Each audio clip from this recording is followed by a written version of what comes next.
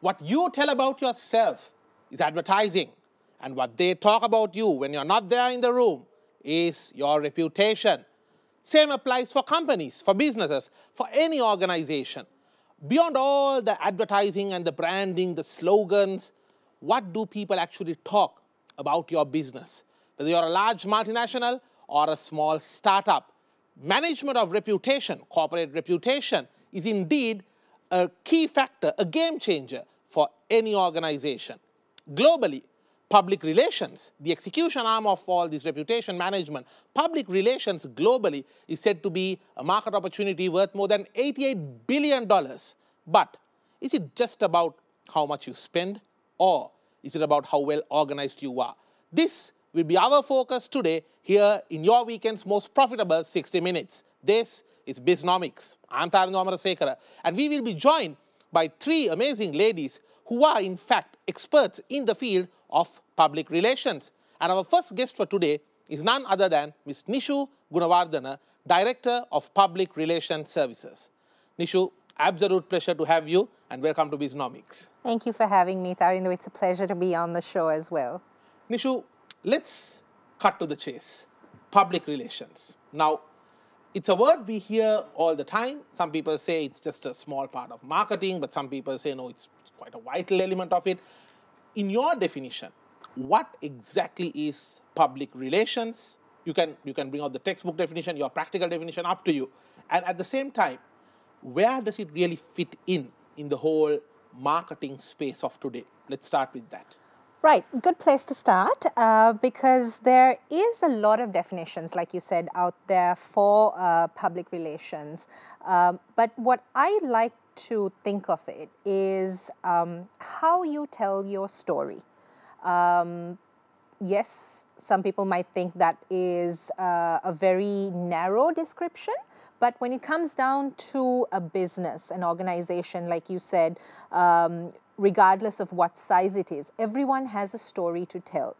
And public relations, in my definition, would be how you tell that story so that you actually get people engaged with your brand. If I am to make a comparison, this is a comparison that's made quite often between advertising and public relations. And very often, in a visual that you see on TV, or a jingle that you hear on the radio, or a print advertisement that you see in a newspaper or a magazine, there is limited scope for what you can portray. But when it comes to public relations, there is so much that you can do with public relations. It's not just on screen, it's off screen as well. Yes, exactly. And this is, and you rightly said, brand building or image building is just one component of it because it's about identifying with your audience, it's about understanding your audience, and then being able to tell these stories so that you are remembered by your audience. And that, I think, is a key factor that businesses and organizations in this day and age need to be focusing on. Because, I mean, we've just been through the lockdowns and we know how important things like digital media have become. So are you, or is your brand at the top of everyone's mind when they think of something? Think of that category or that need, basically. Exactly, exactly. So, or are you in conversations that people have? Do people think of you when they talk about something that they need or talk about something that they need to get? That is public relations, building your brand to a place that people don't forget you. And probably, as you very correctly said, it's also about how well you reconcile your story with the emotions and aspirations of the people so that people will remember. I think that's a very good definition you gave there, Nishu. Thank you for that. Nishu, you are someone who can be recognized as a veteran in this industry with over 15 years of experience. We are not calling you old, not at all. We're just admiring the experience that you bring to the table here today. And me, as the host of Bisnomics, I'm extremely privileged to be having this discussion with you. How have you seen the industry changing over the last 15 years? Because you probably remember the time where PR simply meant papers. And from that to the radio, the TV, the digital space, events, today it's become a multiverse of different platforms and elements on which you need to manage your reputation. Reputation has to be managed today across many different platforms. How have you seen the industry changing from what it was to what it is today? Very good question, Darindu. And I don't think I'm a veteran. I'll tell you why. Because my 15 years of experience is actually, it started off in a place like this as a journalist. And I switched over to the other side of the fence or into public relations about 8 to 10 years ago. But even in that short space of time, there has been a lot of change that has taken place. We know how much, again, going back to the lockdowns and to post-COVID world, we see how important it is that brands are online and they use the new age tools to reach wider audiences. But let me tell you this, we haven't changed fast enough in comparison to even some of the other countries in the Asian region. Take India, for example. Public relations is a huge market in India. It's a huge market in Singapore. And in Sri Lanka, we're still very traditional. For us, public relations is still a press release. It's still a media launch. But there is so much more that we can do. I mean, we've just caught on to this whole influencer culture that's, taking the world by storm. And then again, we're not managing that influencer culture properly. Just because you've got a social media account that has 25,000 paid followers doesn't make you an influencer. So, these are the kinds of areas that businesses also need to be looking into. And that's where having a proper public relations strategy comes into play, because you need to consider the changing trends. So to answer your question, yes, the industry has changed, but we haven't changed fast enough to catch on with the rest of the world. So we do have a lot of catching up to be done. It's good to see a lot of independent PR agencies coming up in Sri Lanka who are not affiliated with the larger advertising groups globally, because that will help bring in a very distinct Sri Lankan identity to storytelling in Sri Lanka. After all, we're trying to reach our own consumers. So we need people who understand the heartbeat of a Sri Lankan to be able to communicate that story right. For sure.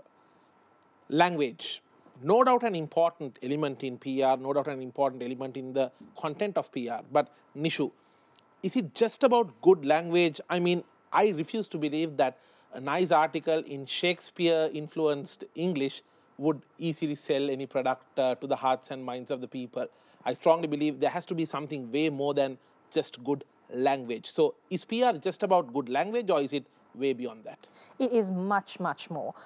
Because, I mean, you, like you rightly said, you can have something that is so eloquent and you'll miss out on half the audiences. I mean, if your target audience is a teenager, you can't write Shakespeare in English and expect them to read that. And then again, language, I mean, it doesn't have to be limited to English. Sinhala and Tamil are beautiful languages, and the storytelling nature of Sinhala and Tamil can be used in such a wonderful way. And they each have their own unique nuances and little nitty-gritty that makes it so unique and also so beautiful, isn't it? Exactly. And if you take traditional media in Sri Lanka, we're still very Sinhala and Tamil heavy. And there are ways in which you can reach these audiences, whether it is on print or digital or electronic media, if you just have not just the mastery of the language, but also understand the nuances, understand your audience, understand the message that you're trying to communicate. Sometimes the language itself is not enough, because sometimes that's why it's important to also, for businesses to also understand that when you're communicating a message, you need to be able to do it in all three languages, because it depends on your product or your service that you're offering. Is it only limited to a niche audience? Is it limited to mass audiences? So you need to take into consideration all of these factors. And, you know, like I said earlier, sometimes you can have an absolutely eloquent article, an eloquent speech, whatever it is. And you'll miss out on reaching people's hearts because it doesn't sit well with them. At the end of the day, if people don't really take it to their heart, the purpose of the message is absolutely lost. I have a question with regard to the word you used, a term you used, which is PR strategy. So when you look at a PR strategy issue, when you're planning out a PR strategy, what elements should a business consider? And in this day and age of massively digital Sri Lanka, where so many digital platforms are there, do you still think there is room for newspapers within that overall PR strategy? What are your thoughts? Let me put it this way. Sri Lanka's population is still very traditional. Holding a newspaper early morning or on a Sunday morning, picking up a newspaper to read it is part and parcel of our lives. Although that may be limited to an older generation, and the younger generation is much more familiar with digital platforms, I think for businesses, it is about striking the right balance. And again, going back to what your product and service is. Are you targeting the older audience? Are you targeting the younger audience? That should be one of the questions that need to be answered in your PR strategy. And then going on from there, again, even with newspapers and even magazines, are you going to limit yourself to a press release that is sent out with a couple of photographs and then you expect the publication to publish it? How do you balance it with your advertising on one end should be a part of your strategy. And then also bringing in, like you rightly said, the new age media, the digital medias, the social media platforms. How do you use them? I mean, some of the media houses themselves have now gone digital and it's working for them because they're understanding the need to balance it out. And I think that's a key element for any type of business, whether it is a multinational, whether it is a large conglomerate, or whether it is a startup.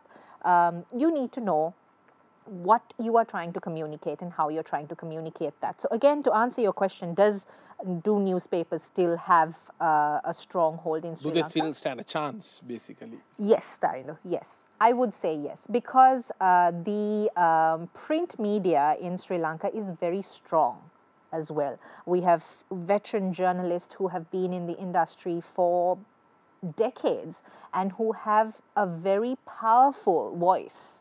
And I guess it also goes beyond just the newspapers, isn't it? I mean, for example, you get the magazines, which are extremely having a good subscriber base. Correct. And, you know, the written word is something that will remain for a very long time. Pen is mightier than the sword.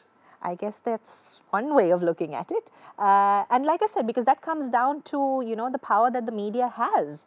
And as public relations professionals, I think we also need to understand that, and we need to respect the media for what they have done for Sri Lanka for such a long time. I mean,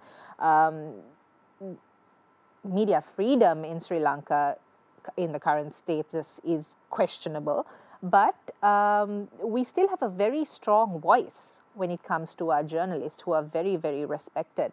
And I think it's important that we continue to include print media because I like to believe that we should never forget where we came from or forget the past and leave them behind as we walk towards the future. Sure. And in a day and age when the media houses, like I said earlier, are transitioning to digital platforms as well, while they still have their print runs, I don't think we should forget them. Nishu, Gunawardana, thank you so much for joining us today and sharing your wonderful thoughts. I'm quite sure that the audience benefited from your insights on how to get PR right. Wishing you all the best, and it's an absolute pleasure to have you once again. Thank you for having me on the show, Tarindo. What are the common mistakes to avoid in doing your PR activities? Let's talk about that on the other side of the short break. This is Bisnomics.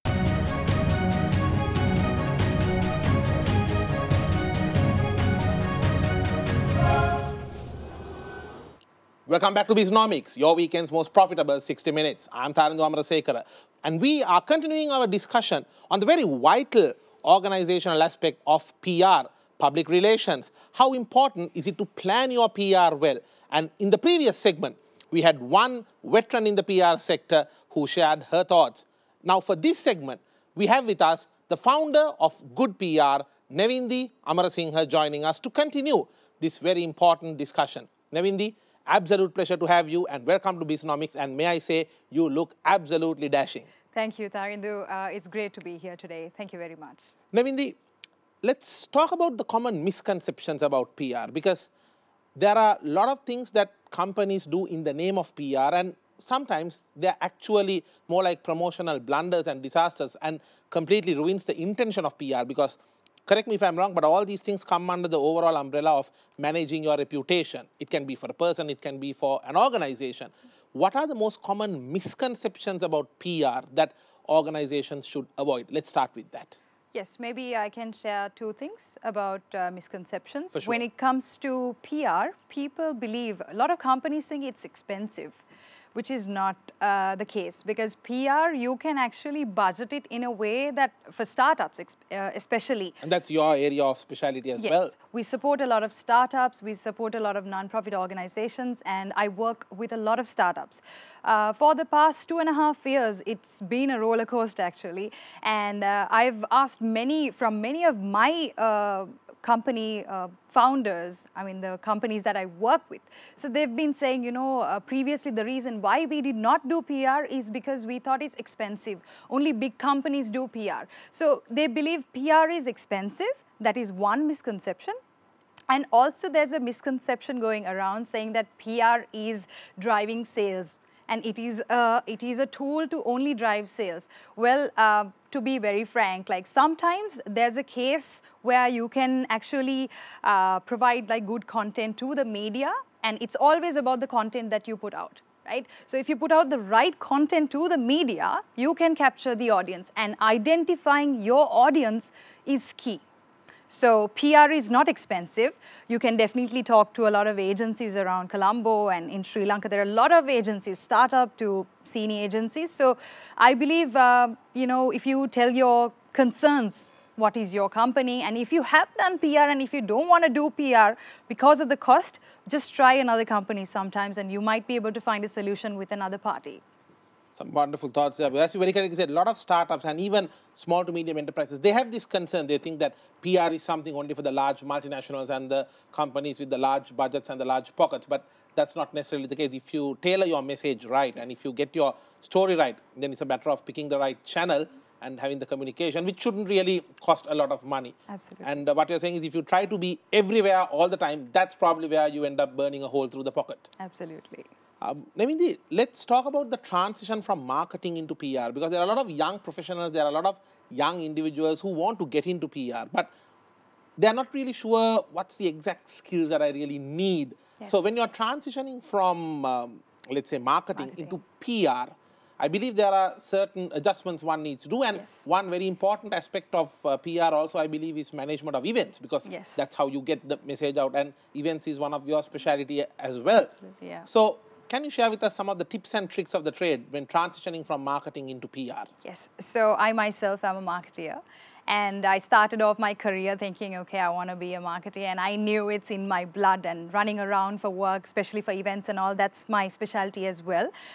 So as a marketeer who transitioned into PR, I can actually vouch for myself, saying that there were little things that I had to adjust. But relationships and reputation management, customer care, everything, you need everything to you know, manage your customers. Especially, it's not going to be easy like just selling an advertisement, just putting an advert. You have to manage the customer. You have to manage their reputation. You have to speak on behalf of them. So it's a lot of work. Mainly, I believe customer care is key.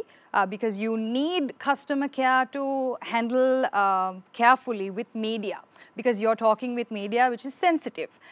So if you get a startup company, if you're a PR starter, a lot of, I think, youngsters who wants to come into the PR industry, they're afraid of coming into the industry thinking that this is also a sales related job. But I would say sales is also a part of any job. I mean, we don't define it as sales, but you need to sell PR as well for people to buy it. But then selling, there are more ways that you can sell. There's social media, digital and YouTube and a lot of channels, PR tools that we can work around with. So I believe customer care and digital know-how is a key. Because without digital know-how these days, you can't do anything, right? And for a marketeer, especially I believe it's also about building reputation with the media. Because people who have been in the media industry, especially like our previous guests, being in the media industry, they know the editors, the TV, the radio, the owners and all. So it's easy for them to handle media. But still, it's a reputation game. So all in all, I would like to say managing reputation and building relationships with media is key. So, as you said, it's a reputation game. And it's not always necessarily about trying to do everything together. But at the same time, if you're into PR, you need to be able to identify through which channels and moments can you basically get a boost your reputation as well and work on that. I think some very valid thoughts there, Nevindie. Let's talk about the annual PR plan, because for any business owner or any decision maker that is planning, okay, look, now the new financial year 22-23 is coming up, and they need to work on their reputation, they need to work on their PR. What are the key highlights of a corporate PR plan from your experience? From my experience, I would like to say your PR objectives, your PR goals, you should define your objectives first. Without your objective, you can't actually make a roadmap to whatever you want to be or you want to go, wherever you want to go. So identifying your PR objectives is key. And some of the organizations, I'll take an example and talk, probably the audience would understand it better. When it comes to the objectives, like some of the customers, they don't know why they are doing their PR.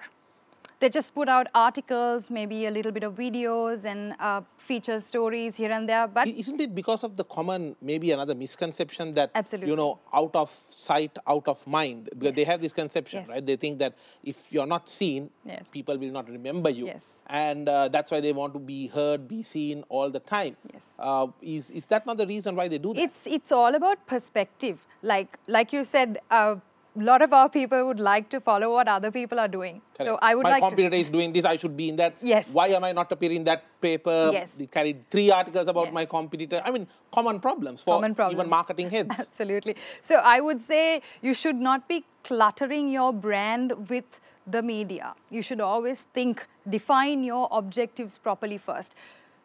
Have your team meetings with all the members, the marketing team, to the digital team, to the HR team, to the branding. All the teams should come together and you should define your objectives.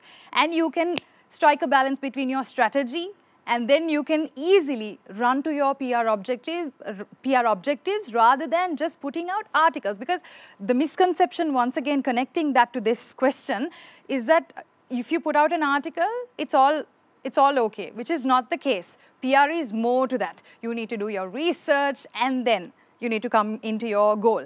Talking about another PR, maybe a tactic would be, the highlights would be the PR tools that you're going to be selecting. Some of the platforms might not be suitable for your PR objective, right? So it might be a very matured brand. So you need to know, you need to handle with care because it has been there for decades and you can't be shooting out with different strategies, different tools because it will affect the brand in long term. Correct. And you might lose the audience. So I believe PR tools, the selection of PR tools and also the PR objectives, everything should be in line, just in short. I think it was a very comprehensive answer covering the nitty-gritty of any PR plan. I'm sure the audience found it useful as well. Events.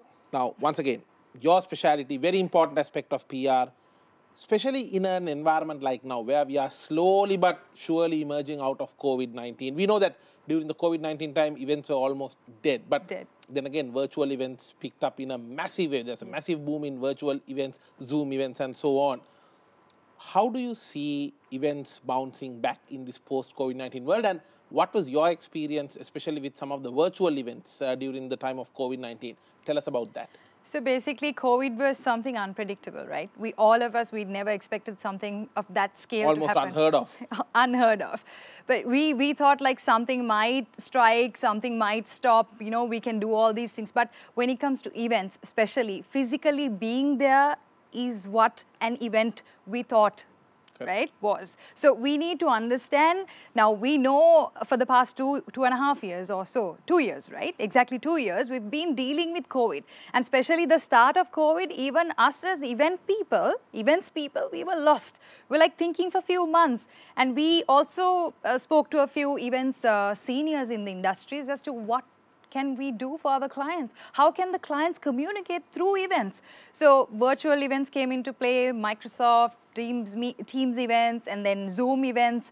It was not very heard of, but there was a few online events happening because other countries... But not the real thing, isn't it? Not the real thing, because engagement, you can't build real engagement through Zoom. You can't give that feel. So I would like to say that a lot of events that we did were hybrid and with permission, semi-hybrid, you call it hybrid events. And some of the Zoom events, I would like to say, it was not that successful.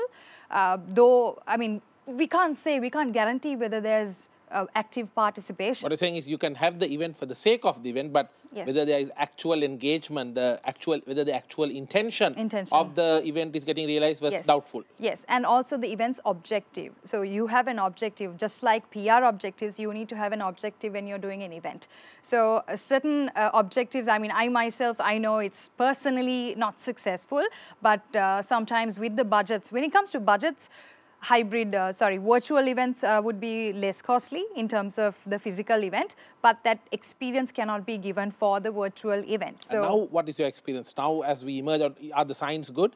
Actually, speaking even, experiencing a lot of events these days. I mean, a lot of events are happening because people are coming out of the pandemic and, people are traveling and they're participating live and they're feeling that again, 2 years before we were doing this and now they're back again. But we're doing it very careful, strictly following the guidelines and also incorporating the Zoom aspect. We have an advantage in terms of doing the event hybrid, like, for example, for other audiences in the world, like the foreigners can actually live stream and participate for the local events, because we never thought about it. We never wanted to engage another country or engage another person who lives in probably Kandy or Galle if they cannot really participate. We used to pressurize people to come for the event. Sometimes now we can use that capability and capacity and then do the event. So I believe now it's actually booming little by little, and events industry in total is a billions and billions of worth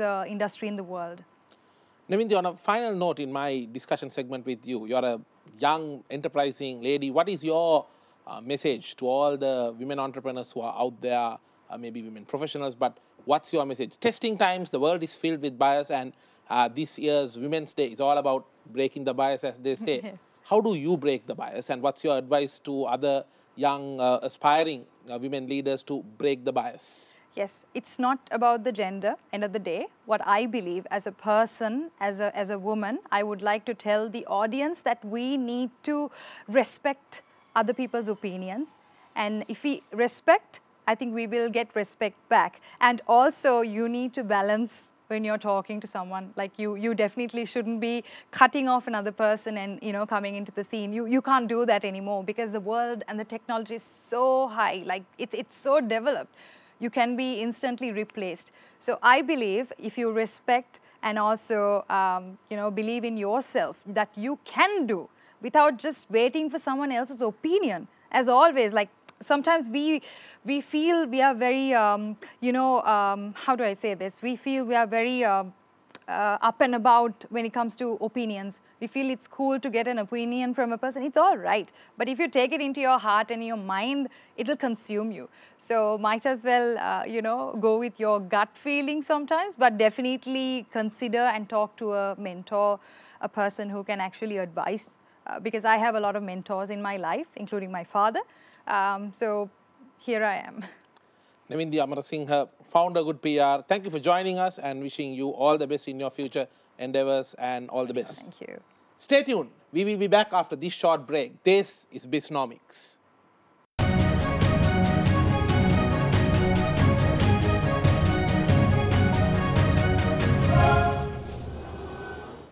Welcome back to Bisnomics, your weekend's most profitable 60 minutes. I'm Amarasinghe.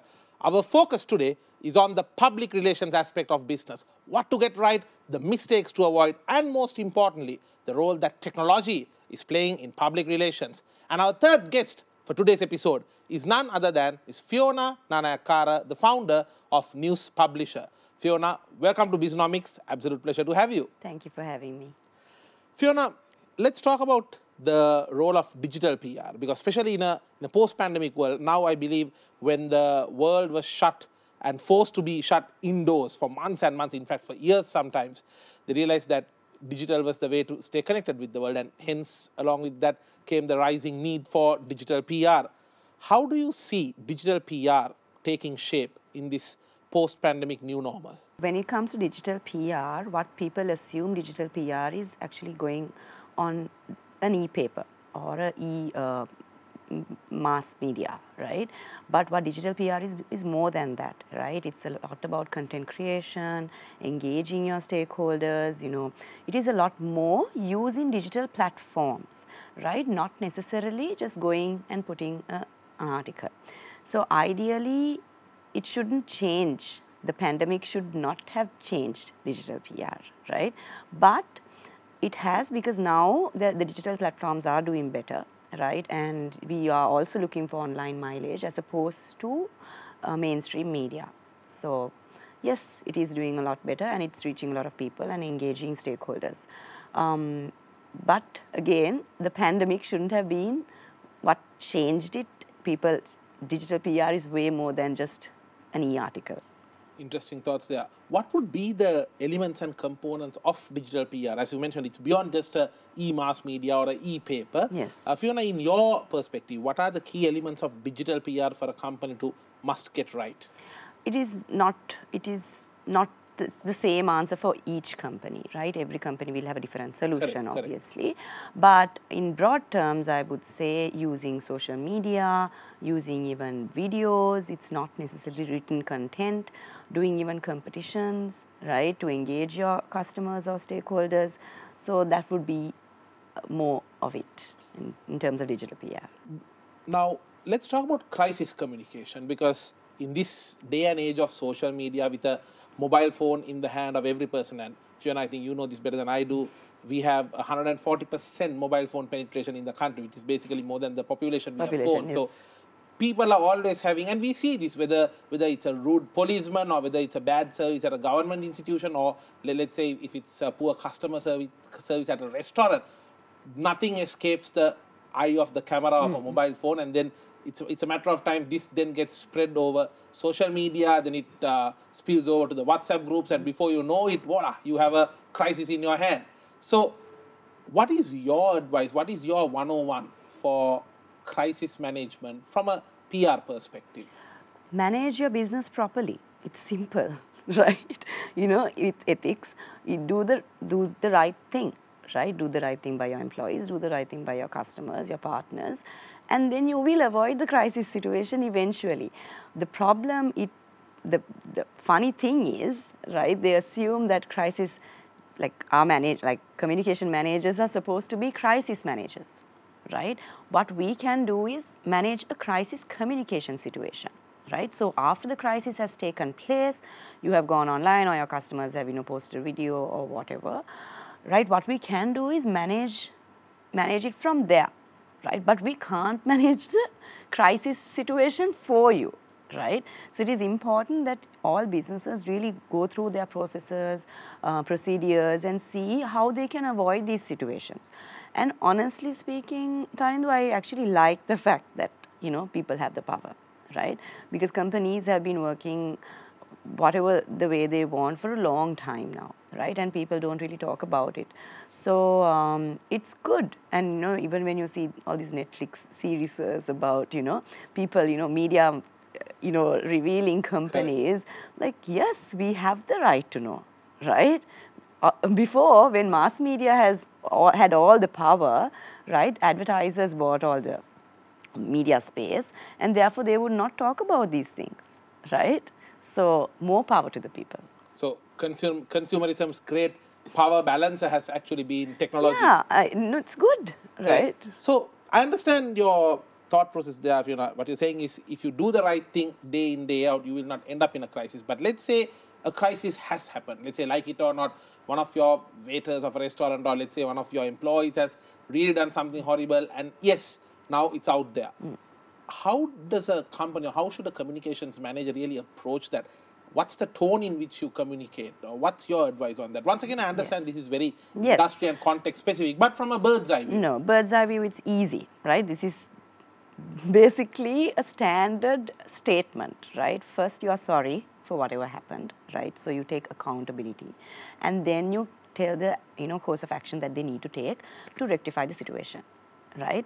So it is pure and simple. So for that to happen, first of all, research has to be done if this is actually our fault or not, right? So sometimes, there are employee incidences where it's a third-party employee, so then they are not under that company, right? So then the company shouldn't even be really revealing a statement. They can, however, reveal a statement saying this is a third-party contractor and therefore we can't comment, right? Because it's not our employee. However, main thing is be accountable and give the solution to your viewers. So that is very, very important. The target audience who got offended by this. Yes, exactly. Understood. Let's talk about automation. I believe that's one of your specialties as well. What role does automation play in public relations today? So not a big role, to be honest, right? So I've been handling news publisher online for 3 years, but I'm the only automation in the industry at the moment, and so which makes it much more tougher because I have to set the tone and get everybody on board, get the editors on board, and it's a 30-year-old industry, right?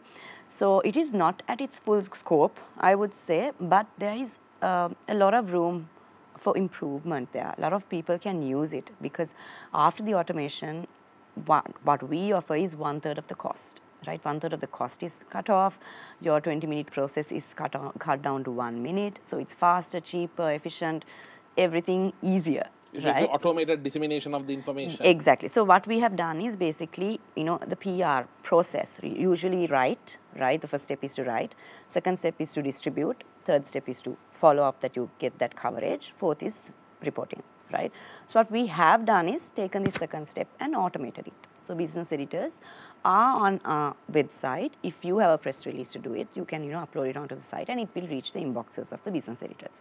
Having said that, these are very old papers with very mature editors, right? So they are not really tech savvy also. Right? So, but the thing is, we have visited them personally, taken them through a trial and error, check if we go to spam, and then we offer a proper automated service. You basically cross the T's and dot the I's. Yes, right. So it wasn't easy, right? But it's worth it because, now what happened was I didn't want, every human in PR has to be creative. We have to think creatively all the time, right? Whether it's finding a solution or whether it's, communicating to a customer or getting them engaged, we have to always be creative. So if we are sitting and distributing emails, right, we are doing a monotonous task, even for, 30 minutes of my day, I don't want to do a monotonous task, correct, right? Correct. I'm just killing my creative brain. So the whole point of it is to help the PR people, contain their creative minds and not do monotonous work, right? So even my competitors can use it. Even it's not a competitive tool, right? Even if they don't also have to sit down a person to send press releases, they can use it. And I believe it's also a game changer in the fact that when you save the time and when you save them from that hassle, it definitely brings out a better creativity in them as well. And it's actually a 3-tier stakeholders, like so media, PR industry, and the customer, right? They all can work together. More than that, it helps all of them, right? Because it's cost efficient, entrepreneurs and startups can do PR, correct, right? So then the readers of the newspapers get better stories than the big guys with the big advertising budgets, right? And entrepreneurs and startups are the ones with the new ideas because they want to stay competitive in the industry with the big guys who have the advertising budgets, right? So if they don't even have a chance in getting published for their effort, it's such a waste, right? So it really helps the customers, the media industry, and also the PR industry as a whole. Fiona, I can see you're excited about it, and I think it's important for people to be excited in what they do, and that's great to see the enthusiasm.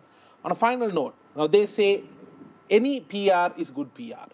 Do you agree to that? And how do you avoid the common mistake of over PR or too much PR. What are your thoughts?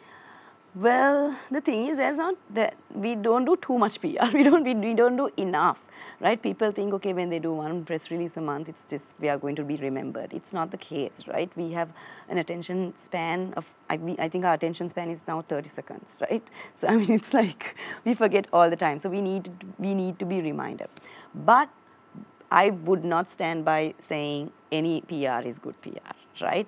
Good PR is good PR. Bad PR is bad PR, and you're going to have a tough time getting back, right? So this is something that we see in the political arena, right? A lot of the political leaders, they think any PR is good PR just because they get some media coverage, right? But no, right? You don't want to be perceived as a person who doesn't talk sense, right? And that's your image. Even if one person sees that it's bad and you're talking about mass media, you're talking to 22 million people, right? So no, you don't do bad PR. On a final note, any words of advice from you to all the young women entrepreneurs out there? You have set up and started your own venture. You've come a journey in this chosen field of yours.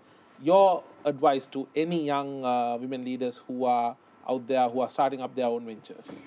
Well, every journey is different, right? I work with a lot of, startups. So I know some people are out of university and, they come up with bright ideas and they take that whole leap of not going to a full-time job. In my case, I worked for 12 years in corporates and then got out, because PR is something that we need to kind of build a relationship with editors. Correct. Right? So it's long-term. It's a long-term relationship. And also we have to be trusted with a lot of money, right? So if a company has not trusted me with billions or millions or whatever, right, my clients are not going to be trusting me with that kind of money, right? So in my industry, if you're a PR startup, I wouldn't necessarily advise you to start up right off university, because it's not an industry that you can just start off with, right? Social media, maybe, right? People see content, they grow up with social media, all that. But PR, you need that experience. So I would say learn everything, whatever possible, like, whatever is given to you, learn everything, get your education, and thrive. Some wonderful thoughts there, Fiona. Absolute pleasure to have you, and wish you all the best with your future endeavors, and thank you for joining us. Thank you so much for having me. The thought that any PR is good PR is not something that stands a chance in today's digitally driven media world. Make sure you get your story right, identify the right audience, and connect them on those right channels. And most importantly, make sure that you are aware of the message that is going across, because at the end of the day, it can take ages to build a reputation, but seconds to see that destroyed.